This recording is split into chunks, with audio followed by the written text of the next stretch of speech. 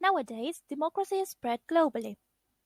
The population of many countries around the world have the right to vote and decide who is going to run their political affairs.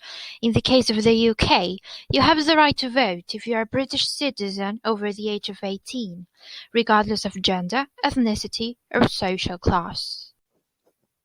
However, this hasn't always been the case. Okay, let's go back in time. During George I's reign, it was his ministers who were in charge of the administration of the government.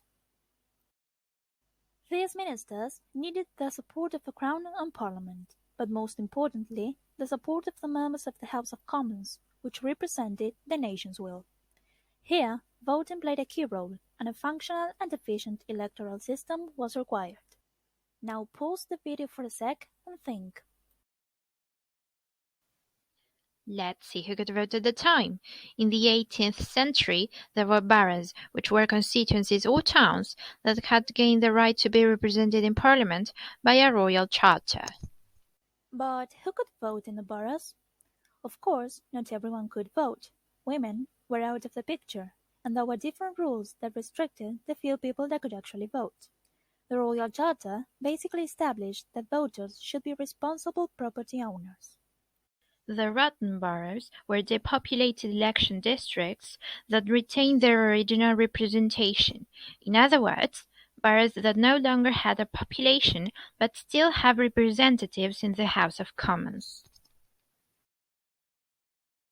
The pocket boroughs were election districts with small populations that were controlled in the pocket of one person or family, who would persuade the citizens to vote for their representatives in Parliament. As a result, Parliament was controlled by the landed gentry. The open boroughs were the most difficult ones, because over 2,000 voters had to be gained by the candidates. To do so, they persuaded the voters with beer, entertainment, and speech-making. So, why was voting so important? Don't you think this electoral system was a bit corrupt, unfair, and dishonest?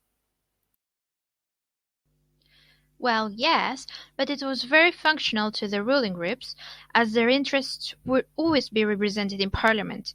So, of course, no change was going to be made. It was not until the end of the century, when new and powerful social groups appeared, that demands were made for a change in this electoral system.